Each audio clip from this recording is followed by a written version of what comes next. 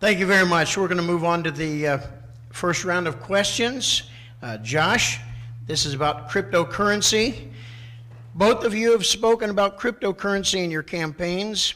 What is your biggest concern and biggest hope for how blockchain technology could impact the lives of Ohioans? You have 1.5 minutes. Listen, I think the last century was the century of big government and big banks. And I think this century is the century of Bitcoin and the democratization of money. Let me talk a little bit about why the democratization of money is so important.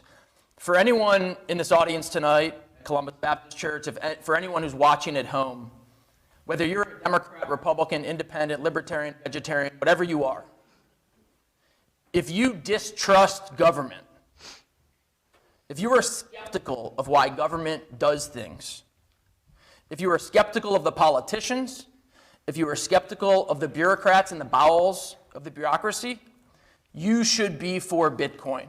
You should be for the democratization of money. I came to this issue because I believe in advancing the cause of individual liberty, because I believe in personal freedom. And the reality is, I believe it is time to end the Federal Reserve.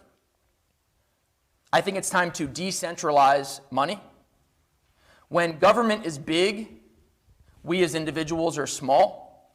But when we can make government limited in size and scope, we can make individuals big. And that is what Bitcoin, cryptocurrency, and the democratization of money is all about. Making government limited in size and scope and power, and making we as individuals big and having control of our lives. Thank you. Morgan, you have 1 minute to respond. So what I find interesting about blockchain technology really has to do with what I'm hearing from people in Ohio, something that I actually didn't hear my opponent reference at all. But what I'm hearing from people in Ohio is a real interest in the fact that through investments in the space with cryptocurrency, I'm, for example, talking to a man who's saying it's the first time he's been able to pay his mortgage 2 months in a row. Small business owners that are able to apply the technology to how they're running their companies. So that's what I think is hopeful and has some potential.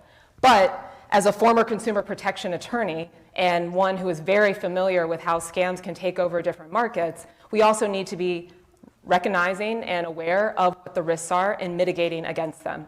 And I would also add that another area that I am concerned about and that I'm getting more information about is the environmental impacts of blockchain technology.